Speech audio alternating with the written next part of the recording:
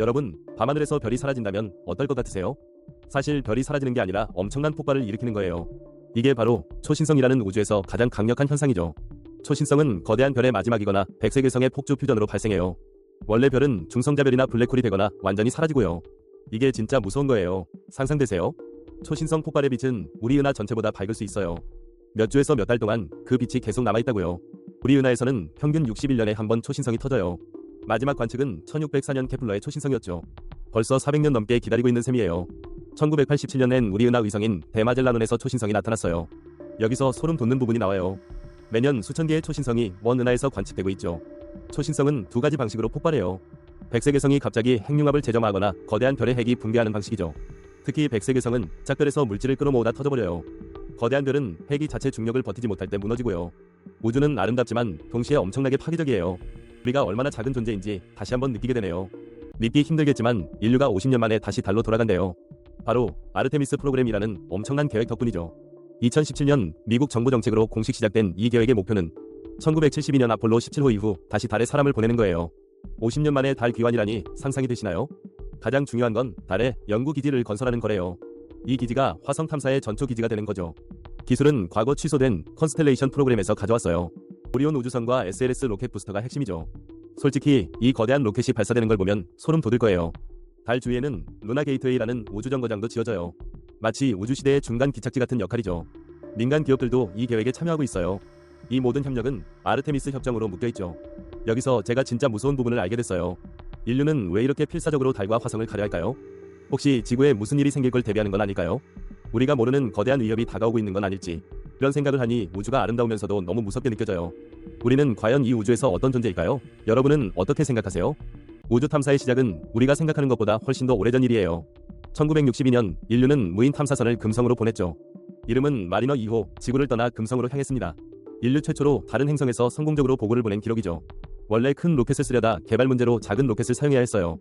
덕분에 마리너 2호는 아주 단순한 구조로 만들어졌습니다. 소련 탐사선보다 훨씬 적은 장비를 탑재했죠. 심지어 TV 카메라도 없었어요. 상상이 안 되시죠?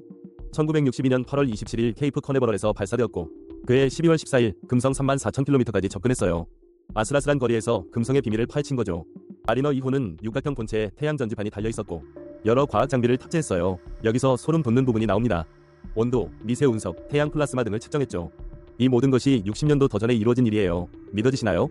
카메라 없이도 금성 온도를 알아냈다는 게 정말 놀랍죠. 이게 진짜 무서운 거예요. 인류의 집념이 이 정도라는 겁니다. 우리가 얼마나 작고 위대한 존재인지 동시에 보여줘요.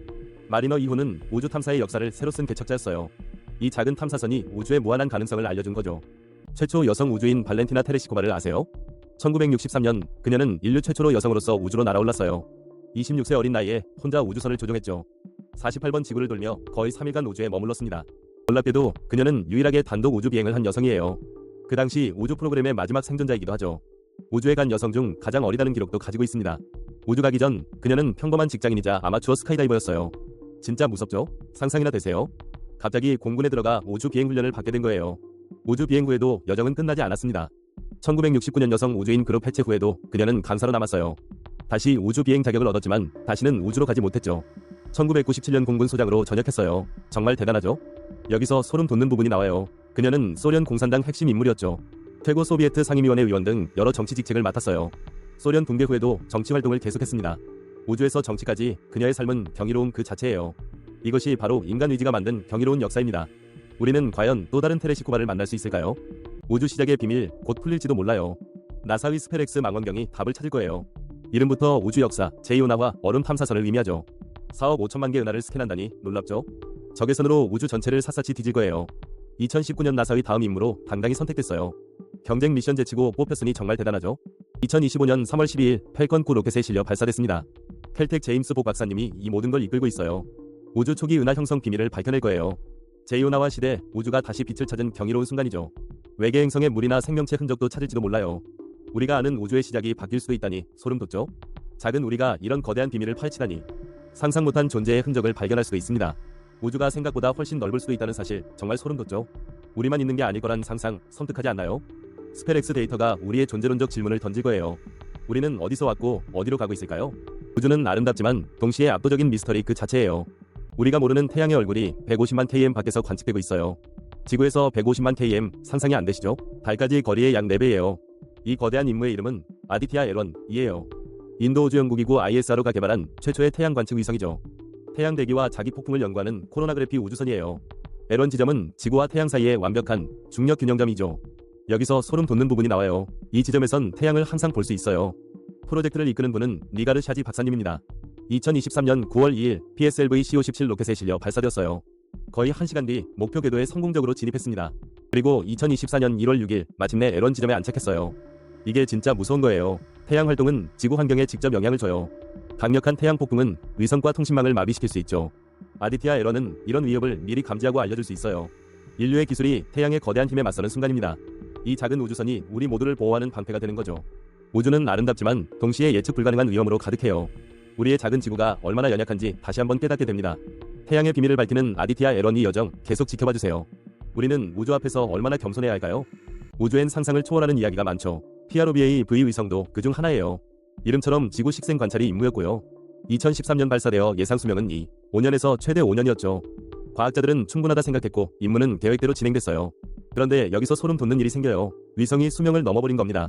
5년을 훨씬 넘어 계속 지구 데이터를 보내왔죠. 상상이 되세요? 마치 노장이 끝없이 현장을 지키듯 PROBA V는 멈추지 않았어요.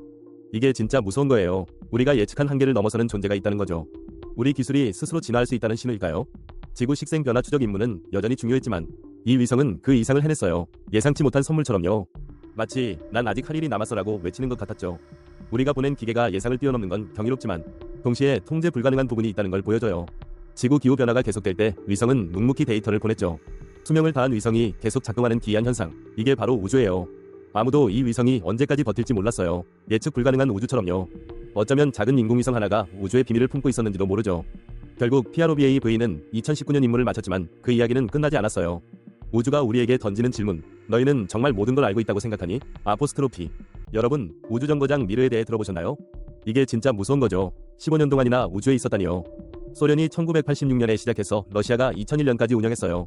최초의 모듈형 우주정거장이었답니다. 부품을 하나씩 조립한 거죠. 당시에는 국제우주정거장 ISS가 생기기 전까지 가장 큰 인공위성이었어요. 미세중력 연구실로 쓰이며 수많은 실험이 진행되었어요. 생물학, 인체, 물리, 천문학 등 정말 다양했어요. 여기서 소름 돋는 부분이 나와요. 우주에 가장 오랫동안 연속으로 머문 기록을 세웠어요. 무려 3644일. 상상이 안 되시죠? 10년이 넘는 시간이에요. 이 기록은 2010년 ISS가 갱신하기 전까지 깨지지 않았어요. 가장 긴 단일 우주 비행 기록도 미르에서 나왔어요. 발레리 폴리아코프가 437일 18시간 동안 미르에 있었죠. 이게 진짜 무서운 거죠. 그렇게 긴 시간 동안 지구를 떠나 있었다니. 미르는 15년 수명 중 12년 반을 승무원과 함께 보냈어요. 3명이 상주 승무원을 수용할 수 있었죠.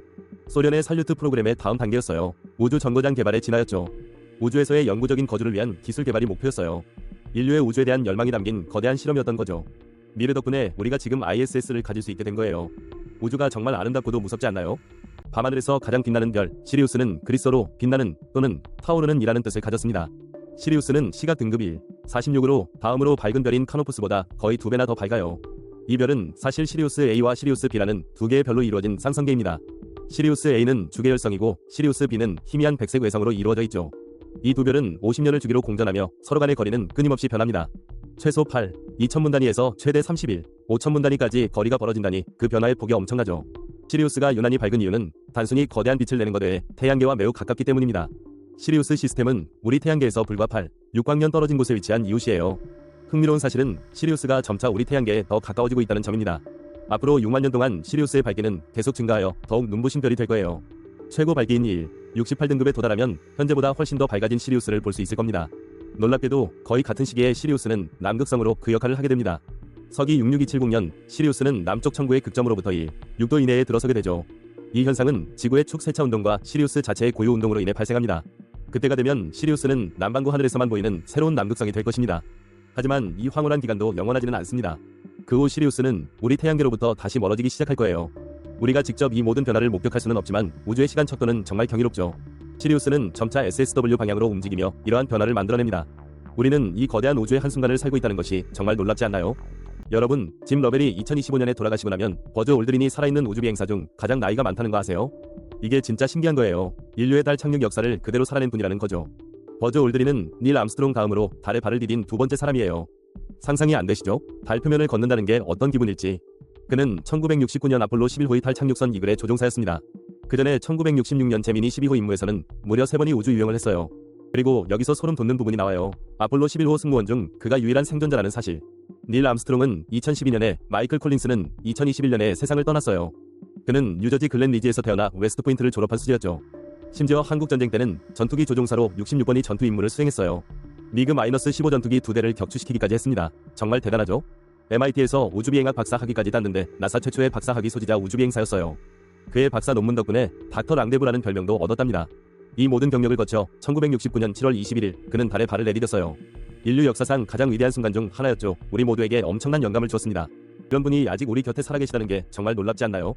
그의 이야기는 우리가 우주를 향한 꿈을 포기하지 않도록 격려하는 것 같아요. 우주를 향한 열정, 지칠 줄 모르는 탐험 정신. 버즈 올드린은 그 모든 것을 상징하는 인물입니다. 우리가 앞으로 얼마나 더 많은 우주의 비밀을 밝혀낼 수 있을까요?